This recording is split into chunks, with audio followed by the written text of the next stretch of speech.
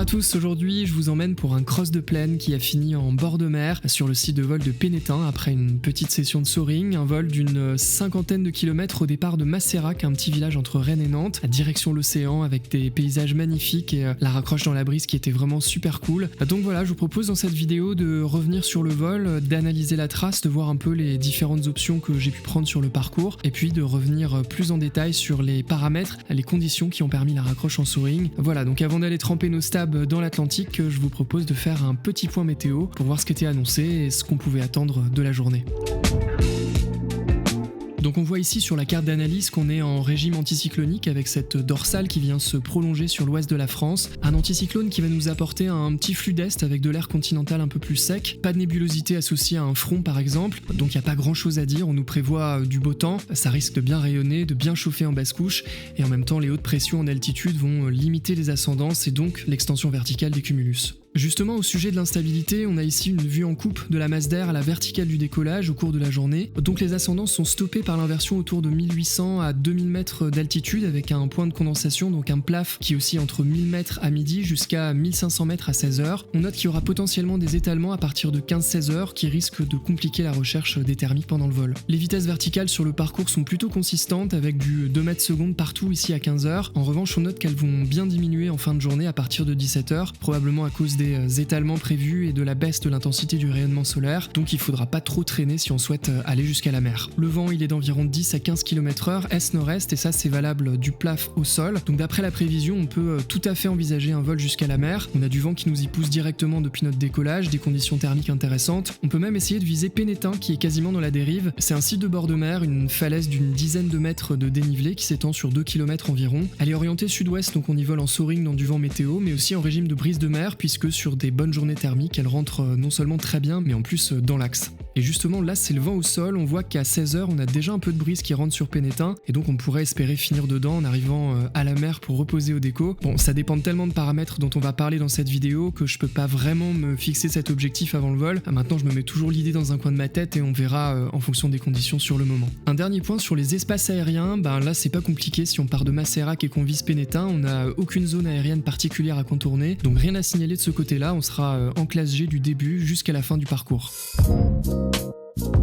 On se retrouve sur la piste de treuil de Macérac. Alors j'ai de la chance sur le créneau puisqu'il y a un gros thermique qui est en train de passer sur le terrain. Les deux pilotes précédents sont en train d'accrocher le nuage. Dans la treuillée, je vais sentir une très grosse secousse, donc je préfère larguer tout de suite pour ne pas prendre le risque de perdre le thermique sous le vent en larguant en fin de treuillée. Donc on est à environ 130 mètres sol. Je fais demi-tour pour essayer de retrouver la bulle que j'ai senti passer. Je raccroche un petit quelque chose et je fais quelques tours pour me centrer dans la zone qui monte le mieux.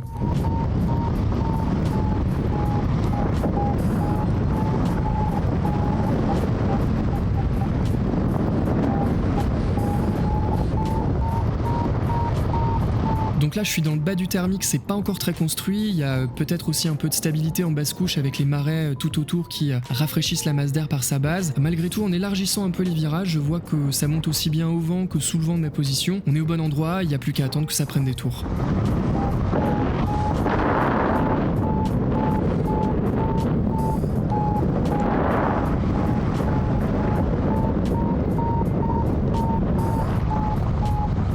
Et puis à partir de 400-500 mètres, le thermique devient vraiment consistant, ça monte plutôt fort, on est sur du 4,5 mètres intégré avec parfois des pointes à plus 6, plus 7. Et en même temps c'est très cool, déjà c'est vraiment très large et puis c'est assez peu turbulent, donc là je me pose plus de questions, je me cale dans la sellette et je me laisse monter au nuage.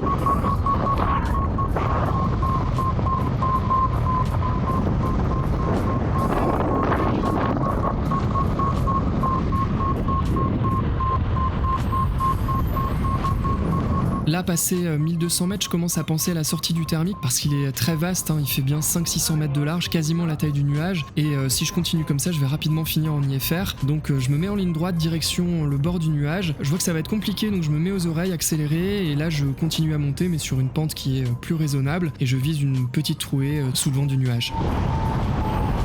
Donc voilà, je passe au barbule à 1500 mètres et je prends tout de suite le cap vers la ville de Redon où je vois un autre cume qui est en train de se dessiner sur ma route. Alors là c'est pas évident parce que le nuage est bien étalé, donc il faut pas s'attendre à ce que ça monte partout en dessous. Vu de loin c'est toujours un peu compliqué de déterminer le meilleur endroit. Là je suis plutôt attiré par la partie centrale du nuage qui bourgeonne pas mal, j'ai l'impression que c'est plutôt actif.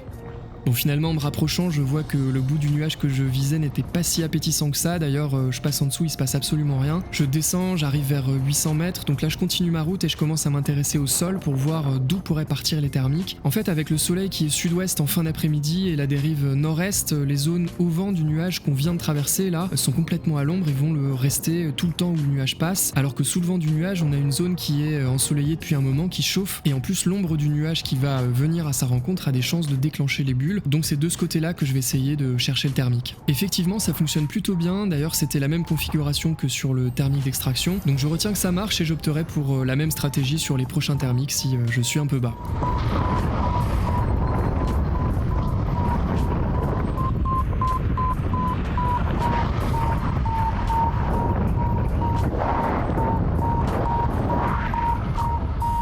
J'arrive vers 1300 mètres et je me dirige vers un autre cume que je vois au sud-ouest de ma position. Je suis plutôt confiant parce qu'il a l'air bien en forme, donc mon idée c'est de passer en dessous pour voir si ça monte, et si c'est pas le cas ou que je suis trop bas, continuer sous le vent, au soleil pour trouver le thermique. Et je vais assez vite déchanter, déjà je plombe beaucoup sur la route, je passe dans une zone qui descend franchement, je fais quasiment 1 minute là à moins 3 mètres secondes. À ce moment là j'ai pas encore compris pourquoi, mais je vais avoir quelques explications à la fin du vol. Et puis deuxième déconvenue, j'arrive à mon avis hors cycle, je parviens bien à raccrocher un petit quelque chose au soleil sous le vent du nuage, mais c'est vraiment très faible et j'ai beau prospecter, je trouve rien. Au-dessus de moi le nuage est en train de se déchirer, de se disloquer, donc il y a sûrement quelque chose qui doit monter quelque part, mais visiblement je passe à côté. Alors forcément je continue vers le sud-ouest avec le vent, mais je viens de passer une zone où je pensais qu'il y avait du thermique, donc je sens pas du tout de continuer tout droit, j'ai vraiment l'impression d'aller à latéraux. Donc perdu pour perdu, je repars face au vent vers une zone bien ensoleillée, et par chance je retrouve quelques petites bulles, alors pas forcément évidentes à cerner au départ, mais finalement j'arrive à accrocher quelque chose. Je passe la vilaine en serrant bien les fesses en zérotage vers 300 mètres là, parce que le thermique baisse franchement en intensité à ce moment-là, et puis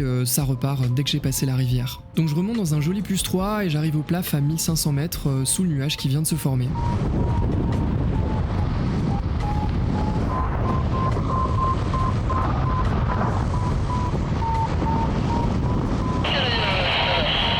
J'essaye de bien faire le plaf ici, on voit bien la mer et l'estuaire de la Vilaine qui sont maintenant à 20-25 km, donc c'est tout proche et puis en même temps c'est assez loin, je suis encore à 1 ou 2 thermiques de l'objectif, donc je reste concentré sur ce qui est en train de se passer tout de suite maintenant, et là je suis un petit peu perdu parce que j'arrive dans un immense trou de bleu, il y a bien un cume sur ma route mais qui est quasiment à une dizaine de kilomètres au-dessus de la ville de la Roche-Bernard, donc je suis presque à 1500 mètres, avec le vent arrière je suis en finesse mais c'est limite, faut pas que ça descende trop dans la transition. Je regarde un peu autour de moi mais si je veux continuer vers la mer je vois pas d'autre option, donc je me jette dans le bleu en espérant trouver le thermique peut-être sur la ville au soleil.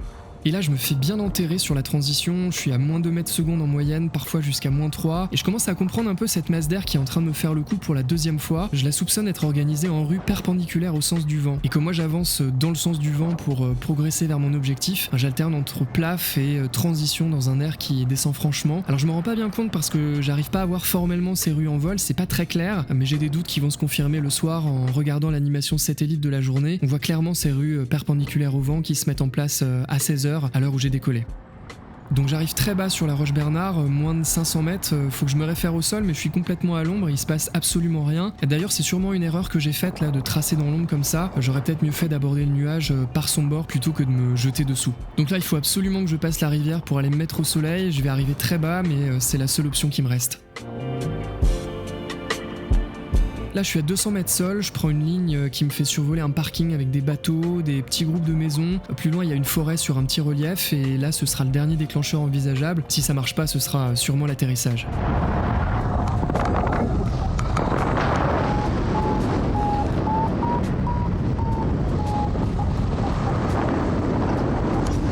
Finalement j'accroche une petite bulle, alors je tourne tout de suite dedans, ça redescend juste après mais il y a un thermique qui est en train de partir, donc je me mets à scanner le terrain pour essayer de trouver la zone qui est en train de monter.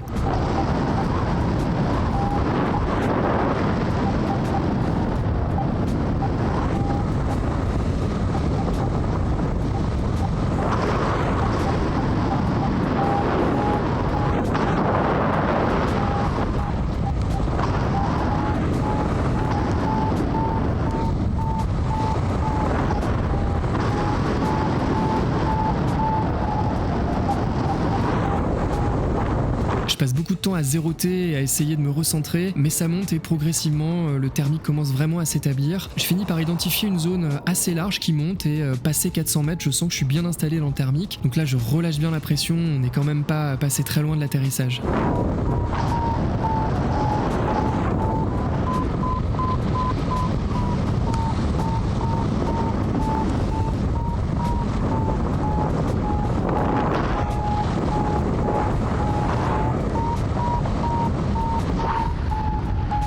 Le thermique me décale tranquillement vers le sud-ouest et je vois qu'une fois au plat, il serait peut-être possible d'aller jusqu'à la mer en finesse. Donc dans la montée, je regarde la balise de Pénétin, je vois qu'il y a un petit peu de brise qui rentre à une quinzaine de kilomètres heure en ouest. Donc je commence à me dire qu'il serait possible de finir en soaring. Alors je regarde la marée, les horaires de vol, chose que j'avais pas faite avant de partir. Et là, tout semble s'aligner pour peut-être pouvoir faire le plan initial. Alors à ce moment-là, rien n'est joué parce que oui, il y a de la brise, mais je sais pas quelle est l'épaisseur de la couche. Et même en étant largement en finesse du bord, si je la rencontre en cours de route, je risque de devoir poser avant la mer. D'autant que là, j'arrive à l'opposé de sa direction. Donc je fais bien le plaf ici pour tenter la transition vers la mer avec le maximum d'altitude possible.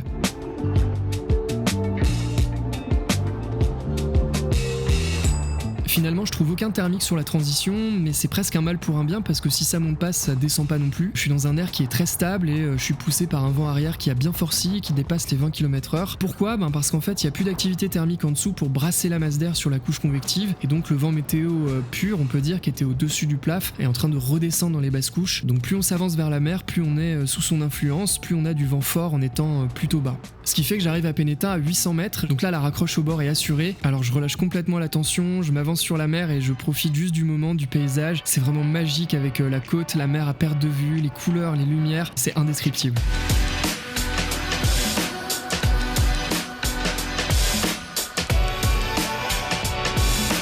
Donc je redescends tranquillement vers le site de vol et c'est seulement vers une centaine de mètres d'altitude que le vent change d'orientation. La transition est à peine perceptible mais la brise est bien là, donc je finis le cross en soaring sur les falaises de Pénétin.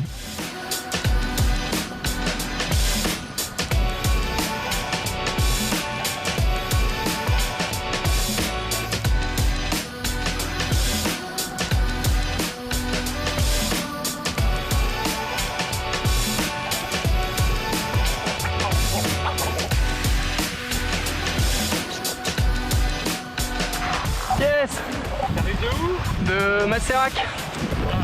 Et voilà, donc posé au déco de Pénétin après un peu plus de 2 heures de vol. Un vol assez technique avec une organisation de la masse d'air qui facilitait pas les choses et puis quelques erreurs dans ma recherche des thermiques avec 2 points bas où c'était limite. Mais bon, ça finit quand même en soaring au bord et ça c'est vraiment cool. Pour revenir là-dessus, la raccroche en soaring, comme je le disais au départ, est difficilement prévisible. Ça tient vraiment à un alignement de pas mal de facteurs. D'abord, il faut que la brise puisse rentrer et ça c'était pas forcément gagné dans ces conditions-là puisqu'on a un vent météo qui souffle vers la côte et qui va donc contrarier la brise de mer. Le lendemain par exemple on avait des conditions similaires en nord-est mais la brise de mer n'est pas rentrée au bord. Ensuite il faut que la brise rentre mais pas trop fort, ni trop loin, ni trop haut parce que sinon elle nous pose directement. Il faut qu'on puisse depuis notre dernier thermique arriver au bord de mer au-dessus de la couche de brise. Et en même temps si on veut finir en soaring, il faut qu'elle rentre suffisamment pour qu'on puisse tenir. Ce jour-là on avait toutes ces conditions réunies, une brise d'une quinzaine de km/h qui rentrait à moins de 2 km dans les terres et qui faisait une centaine de mètres d'épaisseur. Donc j'ai pu faire le plein dans une masse d'air encore thermique pas très loin de la côte et puis arriver à la mer bien au-dessus de la couche de brise pour ensuite redescendre dedans. Donc voilà, j'espère que cette vidéo vous aura plu, qu'elle était un petit peu instructive et puis moi je vous dis à la prochaine pour un nouveau débrief.